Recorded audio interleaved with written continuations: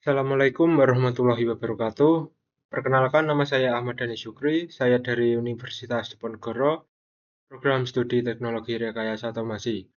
Nah, di sini saya akan mengulas materi tiga pertemuan kemarin pada praktikum sistem embedded, yaitu GPIO, interrupt dan timer, dan komunikasi UART.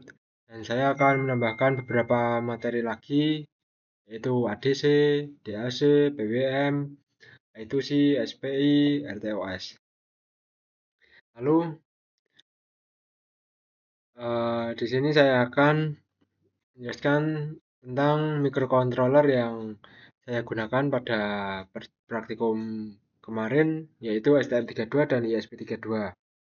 Untuk pengertiannya, dari STM32 adalah keluarga microcontroller berbasis arsitektur ARM Cortex-M yang dikembangkan oleh STM Microelectronics. STM32 dirancang untuk aplikasi embedded sistem yang membutuhkan kinerja tinggi, efisiensi daya, dan presisi kontrol. Untuk karakteristik utamanya, berbasis ARM Cortex-M dengan versi M0, M3, M4, M7.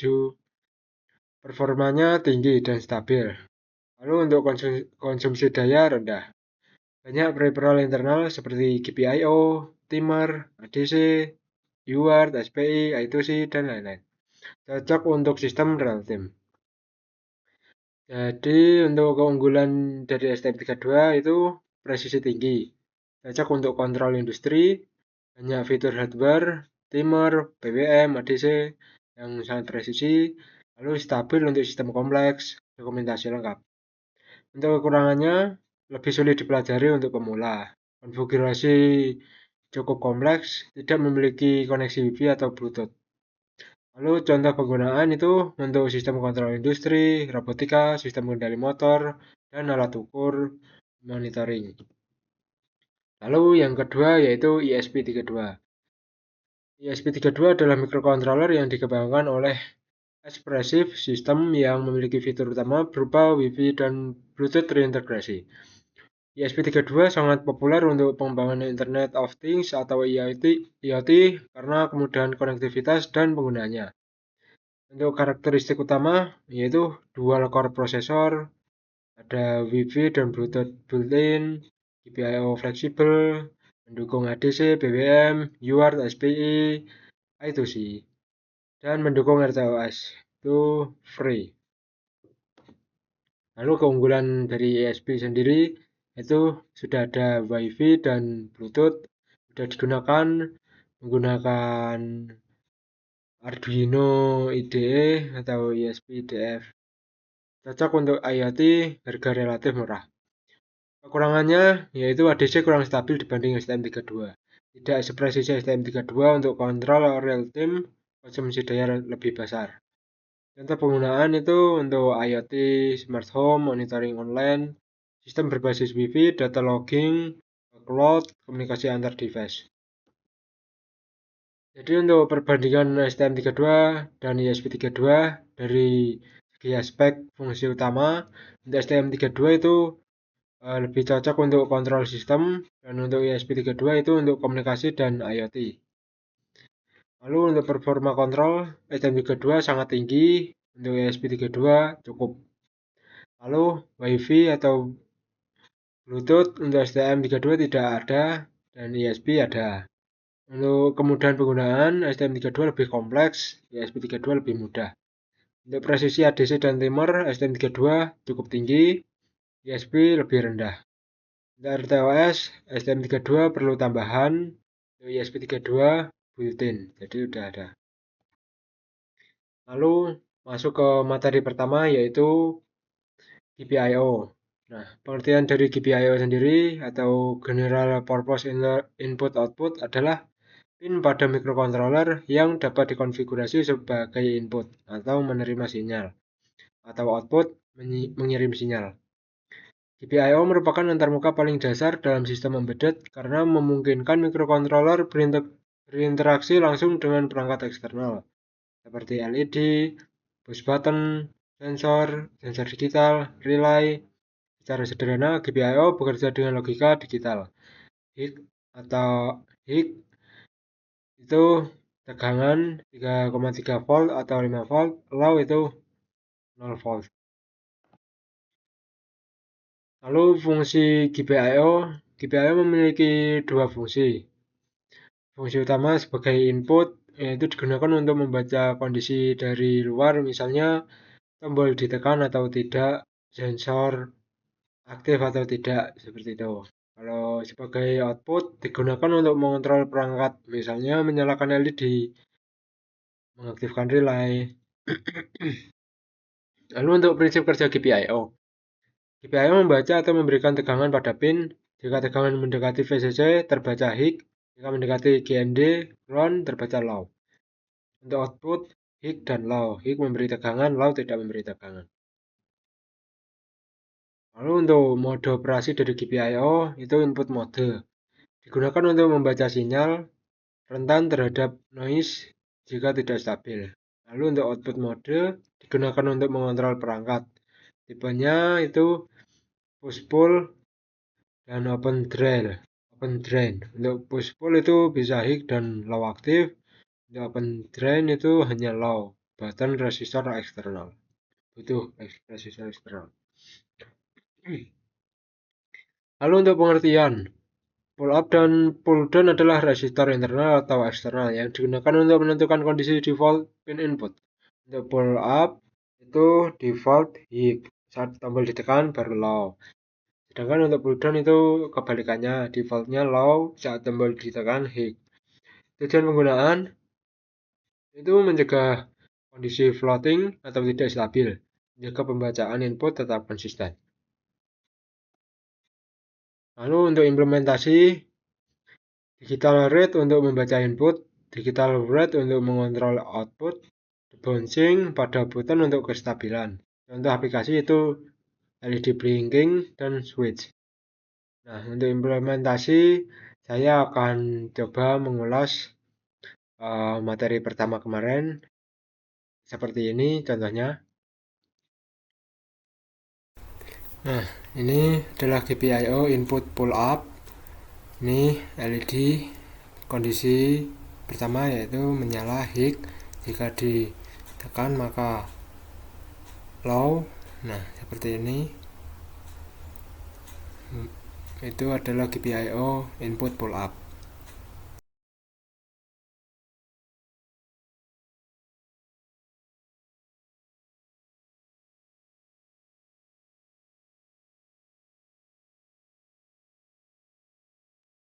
Lalu selanjutnya materi kedua yaitu timer dan interrupt. Yang pertama, timer. Timer adalah modul pada microcontroller yang digunakan untuk menghitung waktu berdasarkan sinyal clock internal atau eksternal. Timer memungkinkan sistem melakukan operasi berbasis waktu, seperti delay, pengukuran waktu, pembangkit sinyal atau BBM. Tanpa timer, sistem biasanya menggunakan delay yang bersifat blocking, sehingga tidak efisien. Lalu, untuk fungsi timer memiliki beberapa fungsi utama. Yang pertama, delay atau penundaan waktu. Itu digunakan untuk membuat jeda waktu dalam program. Lalu untuk kedua, timer measurement menggunakan waktu atau periode suatu sinyal. PWM generation menghasilkan sinyal PWM untuk kontrol daya. Event trigger memicu interrupt pada waktu tertentu. Untuk prinsip kerja timer bekerja dengan cara menghitung pulsa clock. Clock itu masuk ke timer. Timer menghitung atau increment atau decrement saat mencapai nilai tertentu, event terjadi. Komponen penting counter itu untuk menghitung, rescaler membagi frekuensi, auto reload itu batas hitung. Untuk timer dari konsep dasarnya, yang pertama konsep rescaler. Rescaler digunakan untuk memperlambat clock timer. Contohnya jika clocknya 16 MHz, rescaler 16, maka timer bekerja pada 1 MHz. Tujuannya mengatur kecepatan timer sesuai kebutuhan. Lalu untuk mode operasi timer, yang pertama ada up counter, itu menghitung dari 0 ke maksimum set point. Untuk down counter itu menghitung dari nilai maksimum atau nilai set point ke 0. Lalu input capture itu mengukur sinyal eksternal. Untuk output compare itu membandingkan nilai counter. PWM mode itu menghasilkan sinyal PWM.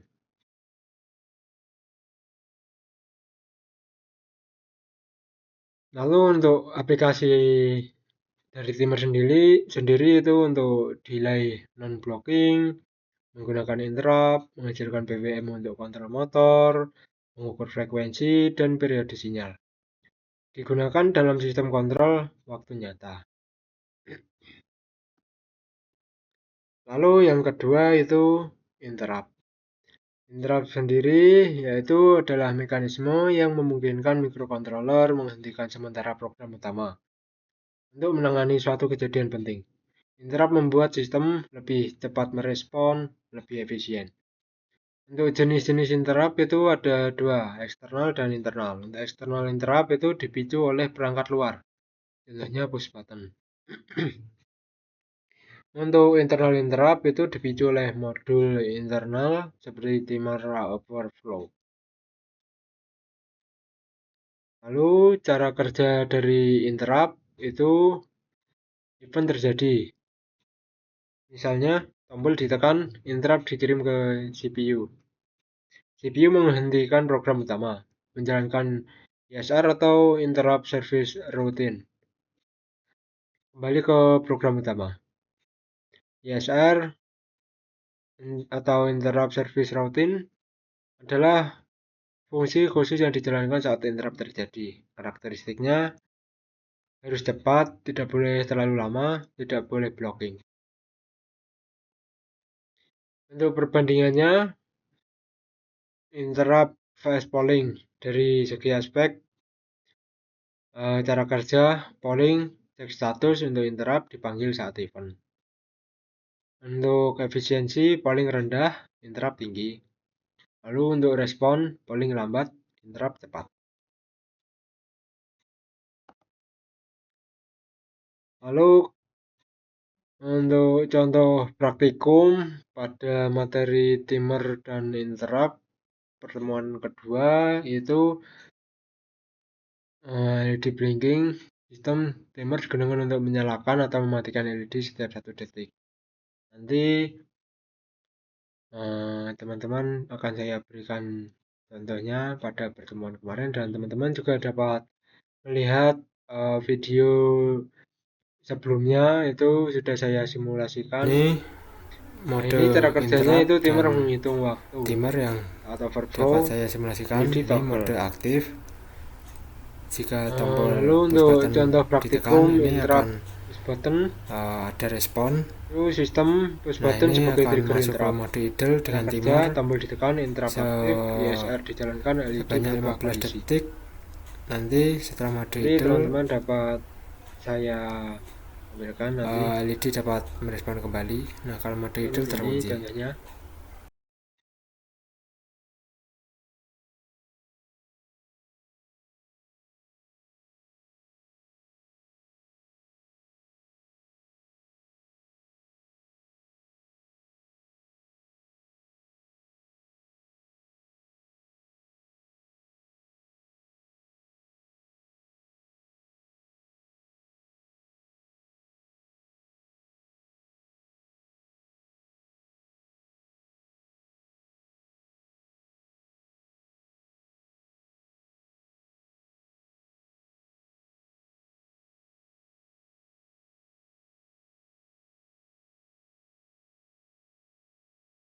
Untuk materi selanjutnya yaitu komunikasi UART. Pengertian UART sendiri yaitu UART atau Universal Asynchronous Receiver Transmitter adalah metode komunikasi serial yang digunakan untuk mengirim dan menerima data antar perangkat tanpa menggunakan sinyal clock bersama atau asinkronus. UART sangat umum digunakan pada komunikasi antar microcontroller, komunikasi dengan PC, menggunakan serial monitor, modul komunikasi, Bluetooth, Wi-Fi, dan lain-lain. Fungsi UART itu untuk mengirim data, transmit atau TX, menerima data, receive atau RX, komunikasi antar device. Lalu untuk jalur komunikasi UART itu menggunakan dua jalur utama, yaitu TX dan RX. TX atau transmit itu mengirim data, RX atau receive itu menerima data. Koneksinya pada praktikum saya itu untuk TX STM2 itu ke RX ESP32, RX STM32 ke TX ESP32, jadi bersilangan. Prinsip kerja UART itu bekerja secara sinkronus, artinya tidak menggunakan clock bersama, mengandalkan kesepakatan waktu atau baud rate. Struktur data UART atau frame, data dikirim dalam bentuk frame. Yang pertama, start bit itu tanda mulai atau low, data bit isi data biasanya 8 bit. Untuk parity bit itu pengecekan error, stop bit tanda selesai, HIG. Untuk baud rate adalah kecepatan pengiriman data bit per detik. Contohnya 9600 bps dan Nah, di sini yaitu mikrokontroler yang saya gunakan ESP dengan STM. Nah, kedua perangkat harus sama baud rate-nya. Jika tidak, LED data akan dan error kontrol atau tidak terbaca. push button. Nah, itu STM sebagai Mode komunikasi UART itu outputnya ESP nyambung ke 3, yaitu simplex satu arah, sebagai duplex pengontrol. dua arah tapi bergantian, full duplex dua arah secara bersamaan. Pin yang saya gunakan sama seperti tadi. Mari kita cara kerja UART itu data dikirim dari ditekan, TX maka menjadi sinyal serial diterima oleh RX lalu dikembalikan. Saya tambahkan berupa GUI untuk merespon yang terjadi. Ini untuk contoh praktikumnya. Nah, ini ada sistem STM32 itu berjalan dengan baik, yaitu komunikasi UART dari STM32 menerima data atau STM ke ESP. Implementasinya STM32 mengirim contohnya status LED data tertentu, lalu ESP32 menerima data dan menampilkan atau memproses. Nah, ini untuk contoh pertemuan kemarin pada komunikasi UART.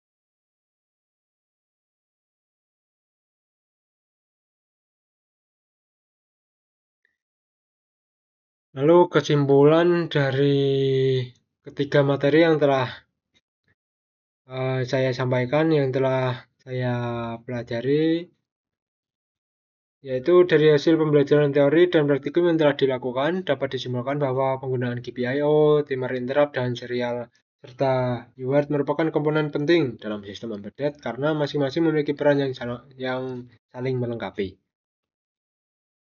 Untuk GPIO berfungsi sebagai antarmuka dasar antar mikrokontroler dengan perangkat eksternal, di mana pada praktikum digunakan untuk membaca input dari push button dan mengontrol output berupa LED.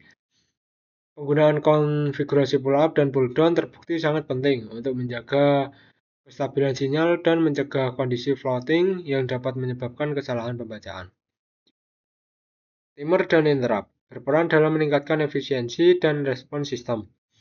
Timer memungkinkan sistem bekerja secara non-blocking tanpa menggunakan delay, sedangkan interrupt memungkinkan microcontroller merespon kejadian secara cepat. Pada praktikum, kombinasi timer dan interrupt berhasil digunakan untuk mengontrol LED secara periodik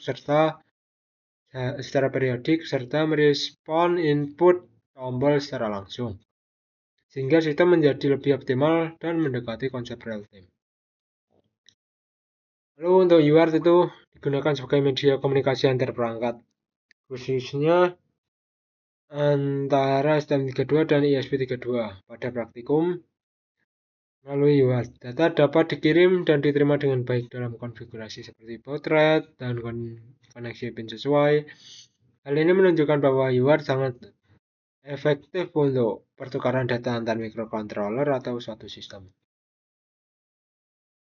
Jadi secara keseluruhan, ketiga metode tersebut membentuk dasar sistem embedded, di mana GPIO menangani interaksi fisik, timer, dan interrupt, mengatur waktu dan respon sistem, serta UART memungkinkan komunikasi antar perangkat. Integrasi ketiganya menghasilkan sistem yang lebih efisien, responsif, dan terstruktur, serta dapat dikembangkan lebih lanjut menjadi sistem yang lebih kompleks seperti kontrol suhu berbasis sensor dan komunikasi data secara real time. Ini kesimpulan dari ketiga percobaan yang telah saya lakukan. Saya akan menambahkan materi tambahannya yang akan saya lakukan untuk minggu kedepannya. Yang pertama itu ADC. ADC itu mengubah sinyal analog menjadi digital. Digunakan untuk membaca sensor analog, contohnya suhu, cahaya, tekanan. Lalu untuk ADC karakteristiknya itu resolusi menentukan jumlah level data. Sampling rate menentukan kecepatan pembacaan. Referensi tegangan sebagai batas maksimum. Noise dapat mempengaruhi hasil pembacaan.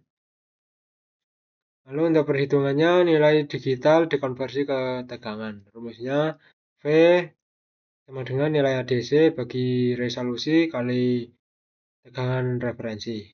Contoh ADC 10 bit menghasilkan 0 sampai 1023.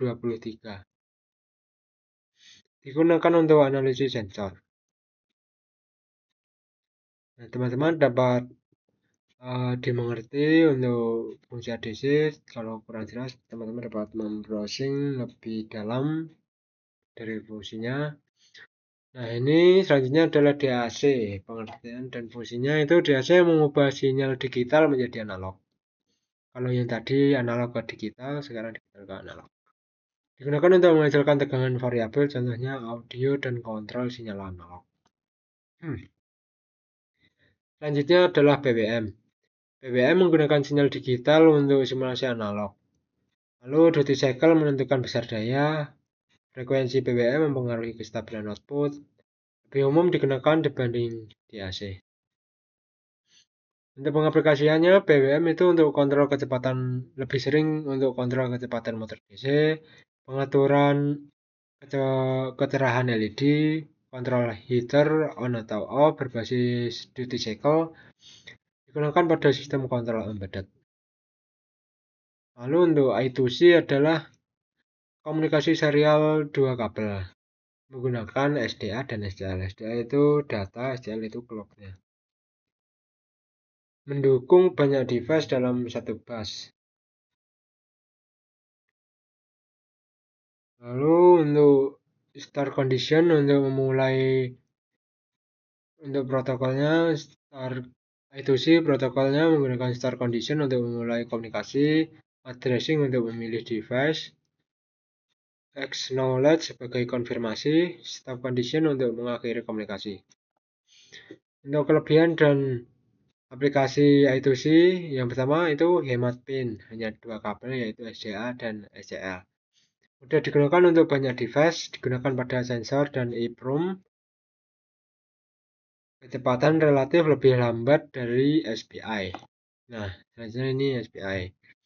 Dari pengertiannya sendiri, SPI adalah komunikasi serial berkecepatan tinggi, menggunakan 4 jalur komunikasi, mendukung full duplex. Untuk jalur komunikasinya itu MOSI, master ke slave, MISO, slave ke master, SCLK itu clock, SS itu slave select. Untuk karakteristiknya, kecepatan tinggi dibanding I2C. Tidak membutuhkan addressing, digunakan pada SD card dan display. Kekurangan membutuhkan lebih banyak pin. Lalu selanjutnya yang terakhir itu RTOS. RTOS adalah sistem operasi real time, menjalankan beberapa teks secara bersamaan, digunakan pada sistem embedded kompleks. Konsepnya itu teks sebagai unit eksekusi, scheduler mengatur eksekusi teks, priority menentukan urutan eksekusi, konteks switching antar teks. Lalu untuk sinkronisasi, kui